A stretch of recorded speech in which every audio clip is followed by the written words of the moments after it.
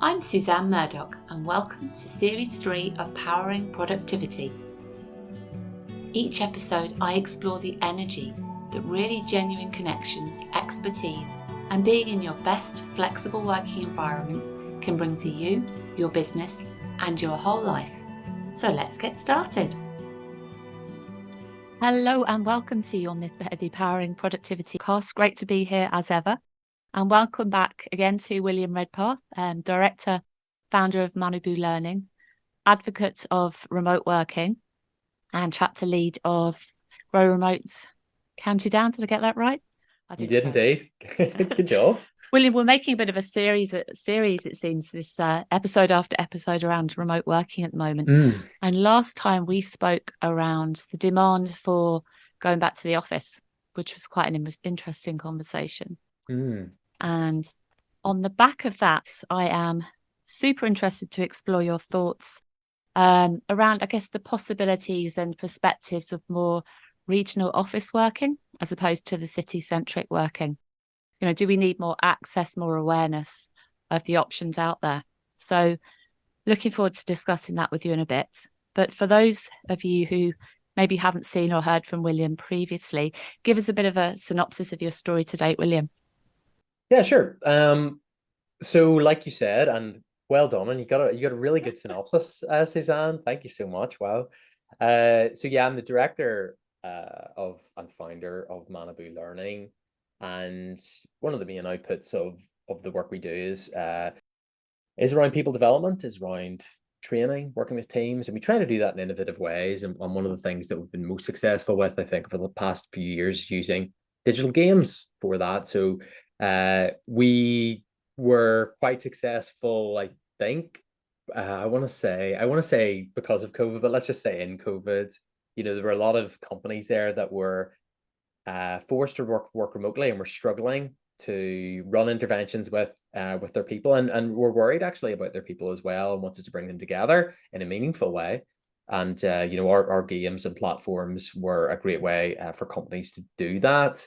So it's kind of like launched me in over the last few years into the world of remote working as well, and being close to organizations and people in organizations that are making decisions around remote working. I would say also my own story around remote working, my personal story. I'm speaking to you today from my office, which full disclosure is in an urban centre. It's in Belfast, just in East Belfast, although we're just across the bridge from the city centre, and I'm here. But I am from Saintfield, which, as most people probably know, is a village in County Down, small village. And I worked from home there for 2 years before moving to this office. And one of the challenging parts of that, or one of the reasons why I moved to Belfast, was because there was no access to a local hub in the village, or even outside of the village, which supported remote working. I was somebody that wanted to try and get out of my spare bedroom and work with other people, and I find I thrive in those types of situations. But unfortunately, there wasn't any available. And I often tell the story, and I'll finish with this in my intro, but I often tell the story of, I did call the community centre in Saintfield and ask them, like, do you have any co-working space? And the lady on the phone told me that not only did they not have any co-working space, but they didn't even have any Wi-Fi, Suzanne. So they were a long way away, it would seem, from being able to offer hot desking and that type of thing. So that's why I'm up here. So, you know, on an ongoing basis, as you say, I am chapter lead of Grow Remote County Down. It kind of got involved with those guys off the back of those conversations. And you know, really proud to be able to kind of fly the flag a little locally and play my part to try and advocate for remote workers and make more services available to them, and opportunities as well, of course, to remote workers around County Down. Yeah, and I guess from the back of it, it's very much twofold for you, from your perspective, is the community aspect for remote workers, as well as the opportunities and the workspace elements, the different working environments. Yeah, and like, being offered. I think so. And like, this is like a huge thing. And I think when you're talking about remote working, sometimes we can fall very quickly into like two realities or definitions almost. So it's like, on the one hand, you know, you think that remote working, or if you're self-employed and you're working remotely, it's all about more opportunities, more responsibilities, career development, that sort of stuff. But that is just one small part of the advantage of working remotely. And then the second part of it is that uh, I always try to make this clear when I'm speaking about remote working. It's not about necessarily working from home. And sometimes people conflate the two. They assume that just because you're working remotely, that means you're working from your kitchen table or you're working from your spare bedroom. That's not the case. And in fact, I would certainly lean towards, I think that where I'm best is working with other people. It just doesn't need to be in an urban center. And I think that's been the traditional way of working. We all drive to work for 9 a.m. and sit in traffic. And then when we all leave work, we sit in traffic and go home. And there's another way of doing that. So I just wanted to make those 2 points, that it isn't all about career development or business development. There are other community benefits that can be experienced from remote working. I know, Suzanne, you're based in Newry, and Yeah. there's a lot of cafes and other places and spaces around Newry that will have benefited from as an indirect result of you being there. And Yeah. then the second part of it as well, people will use or go to the hub in Newry because they are remote workers, but they just don't work at home. And I think it's important to mention that as well. And like, it doesn't mean working from home. It can mean working from anywhere. Absolutely. I think there's a big piece there that to date, a lot of the research, stats, the reports and the conversations, when you think of remote working, you're right, is around remote working from home. Mm-hmm. But like you said, that isn't the case. And there's more and more people I know that are using co-working spaces, flex spaces, not necessarily all of the time, but certainly a couple of days a week, even if they are spending the rest of the day at home.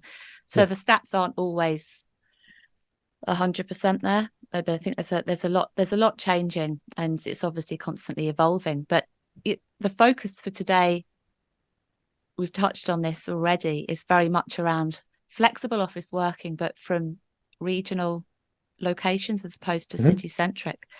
Yeah. I mean, what are you seeing at the moment, William? Have you seen many of your clients working from flex office spaces in the smaller cities, town areas? I would love to say yes, but no is the answer. No is the answer, I'm afraid to say. So like, just to give people a bit of a sense of like who, what's the profile, what's the population look like demographically of companies that I might be working with. Let's say a typical company might have 400 staff, but usually a lot of those staff are like geographically dispersed. So they're not even, and the temptation sometimes of these conversations is that we assume that everybody has the possibility logistically to come into the office at a moment's notice, when for a lot of people that isn't the case. Remote working is something that a company has adopted because they need to do it that way, because many of their employees, even if we take the island of Ireland as an example, live all across the island of Ireland. From Cork, from Malin to Maisenhead, or Maisen to Malinhead. That's kind of what we're talking about here. And therefore, it's that's where they are with the reality with remote working. But if I'm on a piece of work with them and you're on a Zoom call and you're trying to bring people together remotely, it's clear that 90% of the people are at home. They're in a bedroom, and which is really interesting, Suzanne, because you and I have also spoken previously about connected hubs, which we should maybe mention today. And the growth of workspace, flexible workspace around the island of Ireland as well. So I think our challenge today is to try and work out, is this an awareness issue? Is this a marketing issue? Or is it like a demand issue? Are people looking for these types of things? So I think that's kind of where we are. But in answer to your question, simply, I'm not seeing that at the moment with a lot of my clients. I think a lot of people are still working from home if they're working remotely. And is it a question, flip the question back to you, is it an awareness thing or is it an acceptance thing from employers? We spoke on the previous episode there Yeah. about, say, the corporate employers Mm-hmm. sometimes, well, quite often embracing flexible office spaces in the regions. but putting the onus on the employees to go out there and find them, often pay for it themselves, as opposed to them trying to get one workspace provider or brand with different spaces in different regions. So they've essentially just got that one contract. Is it a continuity, a simplicity, acceptance issue, or is it the awareness? From what I'm seeing at the moment, there's a lot of work going into the whole education awareness of these regional spaces. And you've got the likes of Connected Hubs, which, for those of you who haven't heard of that, is an organisation essentially alongside Grow Remote that do a lot for advocating and linking up different flexible office workspaces across the island of Ireland. And they work from the perspective of the employer and the employee, sharing options, locations, awareness, etc. I've even forgotten what the question was now. Yes, is it awareness or acceptance? Awareness or acceptance. I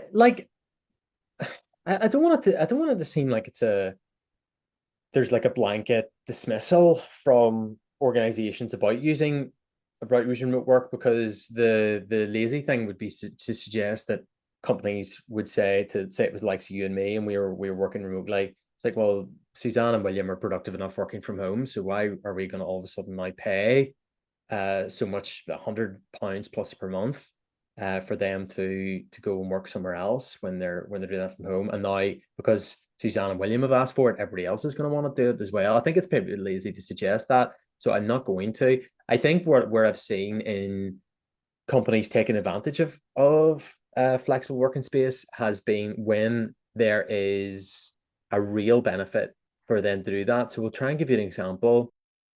There is a place in Kilkeel.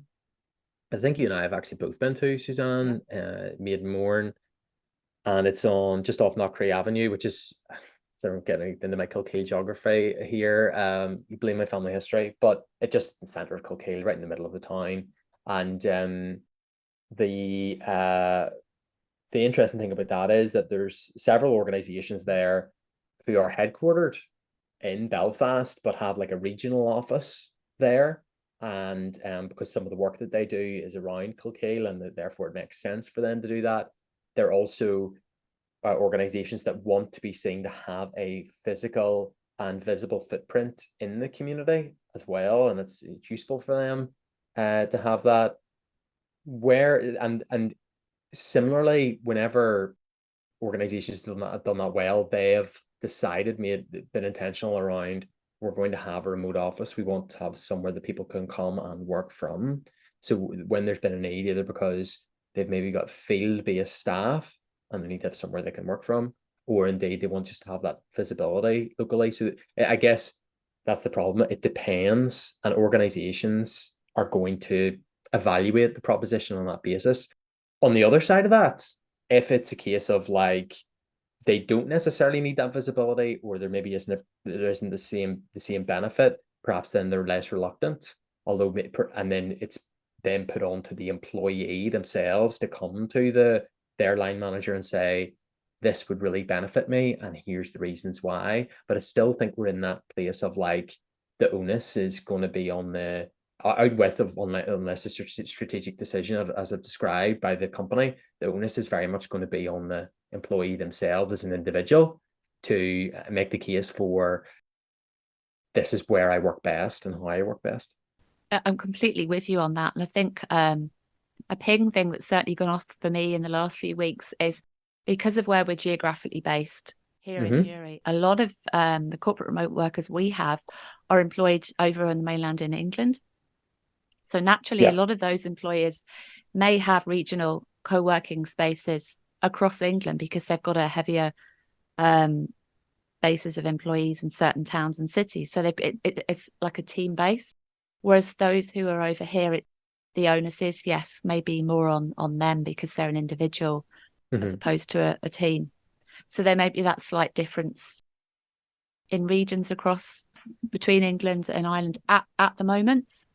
Yeah, and look, the idea of people having satellite offices and remote offices is nothing new. That's been something that's been around for a long time, and I've worked in companies that have done that before. So that's not you, but that's also not necessarily what I see in my mind's eye when I'm talking about the real advantages and benefits of remote working. So you take, for example, the place that I'm standing in today, which is the serviced office building, within which I am sure conservatively there's 40 small businesses in here, and some actually well-known brands as well. They just happen to have quite a small headcount. But like they're based here. If I was to pick this office building up and put it in Saintfield or put it in Kilkeel or something like this, or Arch Peninsula, then that's a slightly different proposition, I think, to the people, the tenants, and the people that potentially take up office space here, than a office like on its own in maybe an industrial park or something like that, which would be maybe more the traditional remote office that a company might have. So whenever I'm talking about this, I guess what I'm thinking about and what I'm trying to describe is almost like the situation I have at the moment, where I can interact with lots of different businesses, benefit from the networking opportunities that are there, but also from speaking to other people about, I've got this problem in my business. Like, have you ever experienced this? Or like, is this something you guys have ever come across? Or even just meeting other people who are working for a different employer and building relationships with those people, I think is really, really beneficial. So I'm trying to describe almost like probably the type of thing that you're running, Suzanne, in Newry, or indeed the situation here in East Belfast, but it's like been lifted up and transported somewhere else rather than just a remote office on its own where people meet, Yeah, that's what I'm thinking. And then the other element, the benefits of these spaces, is the infrastructure and the facilities. I think a lot of certainly the corporate workers who are working more remotely now have all been in those city-centric, maybe big branded workspace hubs with great infrastructure. Yep. And now it's almost expected. They've been immersed in that for so long. It's expected. It's a given that these regional spaces are going to have that too. And we're actually finding that more and more of them do. Now, there's always that balancing act between the different member makeup needs, requirements, the budgets and the investment, how deep are the pockets of the workspace operators compared to those of the city-centric spaces. So there's always going to be a bit of a balance. But on a whole, those infrastructures and facilities are being replicated across now from city-centric to more regional spaces. So they're definitely offering very similar sorts of things. Well, yeah, and like it's interesting for me because in a sense, like I would say in here, and I'd imagine similar across the board and maybe even where you are, but there's different types of tenants that will use these spaces. There's people that will require an office space. Maybe they need somewhere to meet clients regularly. For example, there's like a counseling service in here, so they need to meet people in person, and people will come in and use that service. There's other people, maybe like myself, who maybe aren't meeting clients on as much of a regular basis, but nevertheless, like have more or less a fixed office space that they're in every single day. So these are like your anchor tenants, really. And then there's people which will benefit from the flexible working, where they're maybe coming in a couple of days a week. What I'm seeing though, right, is that somewhere like this, right, which has excellent infrastructure, it's got good transport links as well, and it's actually, as I say, not too far from the center of Belfast. They struggle to fill the hot desking space and the flexible working space. There's quite a transient population anyway. I think that'll always be the case, but even getting people in to see it, I think is difficult. So I think for places like this, it's how do you make that easier for people to come and try out? How do you kind of get people in? Because I do think that when people have experienced it, that the penny drops a little bit with it, and they go, I really see the benefit of this, and I'm more productive. We're talking about productivity in this podcast, but I'm more productive, I'm doing better work, I feel better about myself, all these kind of benefits. But it's like it's the initial step sometimes. It's like, how do you get people to actually try it? Because maybe they're sitting at home thinking, well, this is the only solution, or this is the way I'm going to work. This is as good as it's going to get. When actually there's maybe other options there. And for us, it's always been word of mouth. and getting out there Sure. and talking about it, Mm-hmm. using case studies, getting reviews from our members. There's a few of our members who, God, they've been with us nearly 10 years now, and they I started bet. off picking up the phone. Right, I need an office. Now this was back 10 years ago where we didn't really do offices. It was all open plan. Yeah, yeah. And it was almost a case of not arguing down the phone, but really making my case for the hot desk in the open plan working, the benefits it brings. And a couple of these guys tried it out, and they came back to me about a month later and said, "You know what? You were right. Love it now. I can't imagine going back to the same four walls and not speaking to anyone for days on end, because that's how it was." And I think if you're immersed in that for so long, you're completely unaware. You're unconscious to Mm-hmm. the creativity that these places can bring and the Mm-hmm. open-mindedness. Yeah, like, and mm, this is the maybe the pertinent question, but is that always only going to appeal to a certain percentage of, I'm going to say a certain percentage, I mean like a small percentage of people who are really trying to change their working conditions and are quite active in that. And I guess there's always going to be a population of people there that perhaps see that as the responsibility of their employer to source alternative working arrangements for them. I just think that all I can say is that the benefits that I've had from coming to a flexible working space have been enormous. And we're recording this podcast today, Suzanne, on World Mental Health Day. But like I think that as much as I don't think about it very often, I'm sure that has been one of the biggest benefits to me. And leaving a day's work feeling like I've made progress, whatever, I've interacted with other people. These are all very healthy things to be doing. And again, I think that it's about giving people, can we give people a taste of that? And to then hopefully they become converts to this kind of way of working. The other thing that I wanted to mention as well is that we're assuming in this conversation that there are these vast like caverns of unfilled hot desking space around Northern Ireland and all over the province.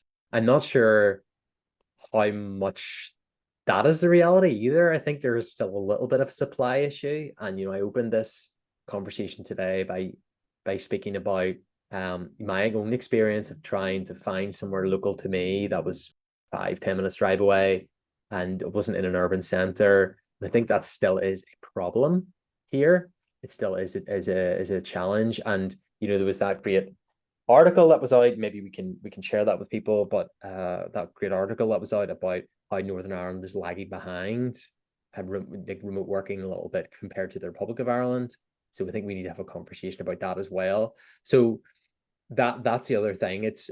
I don't know if it's necessarily just a marketing question. I think there is also a supply question there for people. Because I could see in somewhere like Saintfield, which is a commuter village in many respects. You can be outside of rush hour.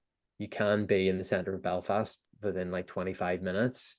And even when I worked at home and you're walking to the shop at lunchtime, you'll see the people. I'm sure people resonate with this, but you see people about the similar age and you're going, they're definitely working from home. So I'm sure it would succeed in somewhere like that, where you've got a lot of people of working age, but it's just again about supply and like how do we advocate for that and then kind of keep turning the dial in that conversation. I think it's almost come full circle, William. As I said, when we started out, we were very much hot desking Sure. open plan but with the onset of the pandemic, etc., essentially co-working operators had to make the model work. It had to stack up. Mm-hmm.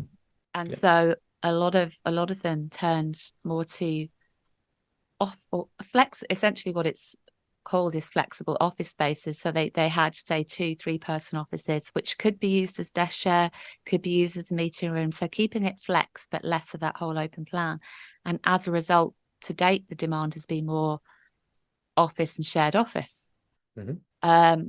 And I think in the more city centric, so for example, clockwise in Belfast, you've got the likes of Glandor, the bigger spaces with the bigger capacity have an element of the hot desking. They've got their lounge accesses as well. But yeah, in the regions right now, not so much. More so across the Republic of Ireland. Again, there's quite a few bigger spaces there in the regions. I think there's been quite a lot of investment there. So yeah, there's still definitely a lot of work to do in Northern Ireland from that element. Feels like, yeah, but it feels like, and I don't know, you're maybe a little bit closer to this because you run somewhere, but it feels like the jump as well is quite big for people. Like there's somewhere like here, right? So I'm in like a location which is, it's part of Enterprise Northern Ireland. You know, this is a subsidized like space. It's the public interest. It's partly publicly funded, largely publicly funded. So, you know, our utilities are lower and all the rest of it, right? So it's affordable. But the key thing about it is that like there's a lot of like one or two person offices you can get in here. And whenever I went to private spaces, my experience of asking them was not only was it more expensive, but you know, that's, you maybe get a bit more for your money as well, which is fine. But the minimum space they had was like 4-person office, you know, and you paid per desk. So for a lot of businesses that are trying to get started, that are trying to get out of the community, it feels like the jump is quite high. It's like you either hot desk or work from home, or you have a team of people, but clearly there's somewhere in the middle there. Yeah, there is a gap. It's like who's servicing that? And I think another element of it is, if say you're working from home most of the time, you're doing a bit of hybrid, there's a bit of a stigma out there that if you want to go and do co-working, hot desking, you want that vibe, you want that buzz, you want that wow factor, which is still very city centre based a lot of the time. Yeah, like that whole lifestyle thing. maybe like, but it's like a lot of things. I think the idea of that is different to the reality. Like, albeit today, I'm actually meeting up with one of my friends about something else later on, and I'm going for a drink with him. And remember, whenever I was moving up here, right, he works in I'll not tell you exactly where he works, but he works in Belfast city centre.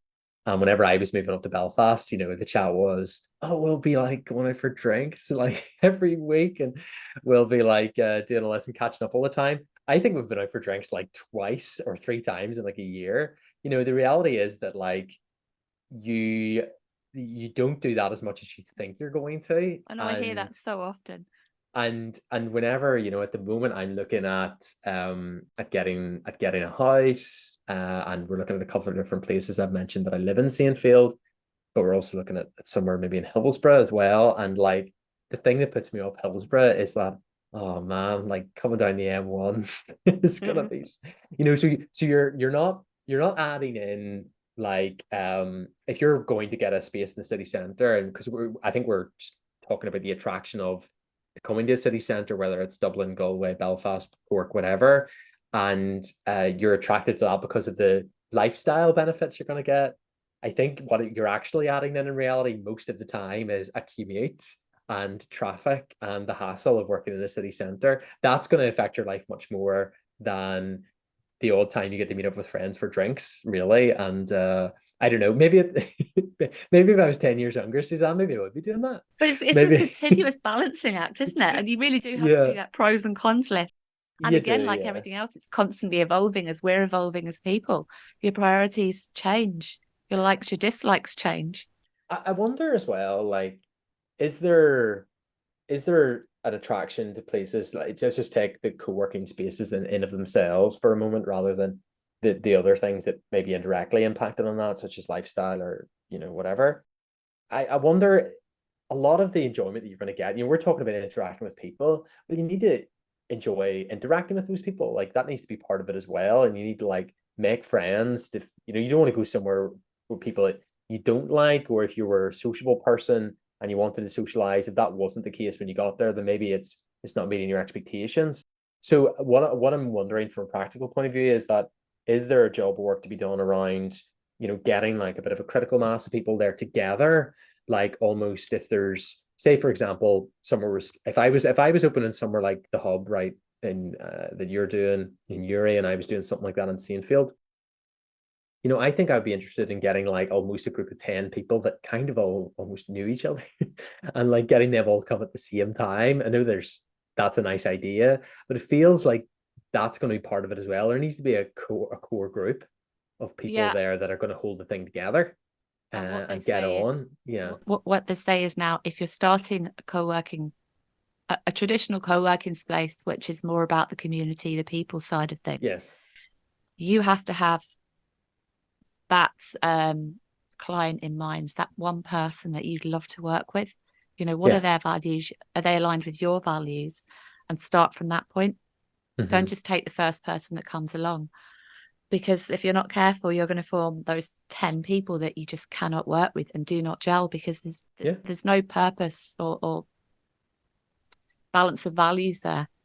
No, I think, and this is part of it as well. It's like whenever, and yeah, and we're all human beings at the end of the day, and we like our groups and tribes and all that stuff. And it's probably the same reason why, if you're going to the pub or you're going to join a new sports team or whatever, you want your friend to come with you. Would you come with me to But this? there's a whole other cohort of people who are working from home, and they might be introverts, and they just want to come along to an office space and maybe completely focus on their job, but they've got that infrastructure, they've got that consistent Wi-Fi, they've got the peace that they're not getting at home. And they're just looking at it from that stance. They're not really interested in the community and the people side and the networking, because they might already have that within their employers network, for example, or they're running a business and they're just not interested in the networking side. They just want to get that job done, Yeah, be and productive, and and get out again. yeah, and like, how do you how do you speak to those, like, how do you speak to those different populations? I think that what started me off on that, I guess it was this idea of like the idea actually of working in a co-working space is different to what the reality of that is, and what are the things that really matter to people. Well, they might differ from person to person, but I would guess for most people, if they were sourcing somewhere to work, they first of all would want it to be convenient, I would imagine, for them to get to. Then this is to do then with availability and supply. How do we make sure that there are more places that the people can get along to, and then we can start to think about, well, what is the makeup of that in terms of the people that are there, and how actually do those how do we meet those needs? How do we meet the needs of people that are introverts and actually just need a peaceful place where they can go and work, where there isn't dogs and kids and messy house and all sorts of stuff going on that are distracting them from getting on actually with their work. And so how do we meet the needs of those people, but then also meet the needs of people that are seeking to grow their connections network and get other benefits from it. And like you say, Suzanne, it's probably the skill in that is probably comes from the people like yourself when you're evaluating applications and making sure, like any sales process, that you're managing the expectations of the person who's applying and saying, That's it. look, Yeah. based on what you've told me, I think that this could be a good place for you, or actually, based on what you told me, it's maybe not. Because I think that really to sustain somewhere like this imaginary place that we're talking about, you'll need those anchor tenants. You need those people that will stay with you for a long time, and they will do that if their needs are met. So it's maybe just about making sure that you're doing that hard work at the beginning, isn't it? Yeah, I think it's about that whole onboarding process and understanding the member Sure. requirements from the outset, being Yeah. honest from both perspectives. And then that whole onboarding process. Yes, you introduce them to the community that's there, but you allow them to understand that it's might not be something for them. We have other spaces, there's different environments. For us, there's a different environment for everyone. In other spaces, it's very much co-working, that open plan concept. In other spaces, again, it is a flexible office. So often quite siloed. They can be very different types of spaces. And maybe to some extent, it's about almost labeling them So you've got your co-working spaces, you have your flexible offices, and getting people to understand what the differences might be. And that sometimes they overlap each other. There's two spaces in one, other times there isn't. So yeah, for me, it always comes back to understanding the member requirements and signposting. Yeah, and I guess the nature of most places, most places are going to be like 15, 20 desks or less. They're not going to be like 3,000 desks. So you probably can do that work of getting to know people individually and doing getting a bit of a deeper understanding of why they're actually there and how can we make sure that we continue to give you those benefits. Because like, yeah, at the end of the day, it's like somewhere that people are going to work. Usually they're motivated by, I guess, and I come back to the theme of these podcasts, and it's about productivity. Usually, like yes, you hope that like any job, you're going to make friends, and like any job, it's gonna help you develop your career or business or whatever. But most importantly, it's a place of work at the end of the day. People are going to be there and choose to spend the money and invest that money because they think that it's going to return more productivity or better results or make them more effective at their job or whatever. So think if you can kind of get that bit right first, i.e., because you've got good infrastructure, you've got good Wi-Fi, you've got a clean space, a peaceful space that people need to get on with work, they can do that. Maybe, dare I say it, they've got a good coffee machine as well. Like these are all the kind of fundamentals, really. And once you have that in place, then you could start to go, right, what's the profile of the members we're looking to get in, and how can we develop that and make sure we're attractive to different sets of people as well. And I think just wrapping up, I'm just conscious of time. I think the other aspect is knowing the other co-working flex office spaces around you in the different regions for signposting, understand what they're doing, try and work as closely as possible together, because there's always overlaps, strengths, you help each other out. Yeah, and I know you do that as well, Suzanne. We've been talking about a place and giving a shout out to Maiden Morning Kilkeel, and they do some. I think they're trying to do something similar to what you're doing in Newry, and it's obviously a million miles away. But I think we have to try and see the market for this is quite abundant, actually. In theory, the potential of it is very high, and really, it's more a question of us of looking at that opportunity and saying, how do we unlock that? What are we missing? What are the steps we need to take to put this in front of more people, rather than we're all fighting over that one person in a 20-mile radius that's looking for a hot desking space. Which I don't is think completely against our whole ethos. Co-working yeah, is work together, collaborate. Yeah. So yeah. And I think look at what the market's telling you. Look at what the operators are doing across the globe, and work together, collaborate. Look at leading edge practices. So I mean, I think the future is bright for Flex. Whichever way you wrap it up, it's only going to grow. I think so. And keep doing that great work that you're doing at the hub in Newry as well. Thank you. Well, thanks for your time, William. We'll have to decide what our next episode is going to be on. This is fast turning into a series. Yeah, great. Loving it. Really enjoying it. Okay, well, thanks for your time, and we'll speak to you soon. Thanks, Suzanne. Thanks for listening. You can find more information in the show notes or on our website, thehubnewry.com. While you're there, why not join our mailing list so we can keep you in the know about everything we're up to? And don't forget to subscribe to our podcast wherever you listen so you don't miss an episode. Powering Productivity is presented by me, Suzanne Murdoch. It's produced by Emily Crosby Media.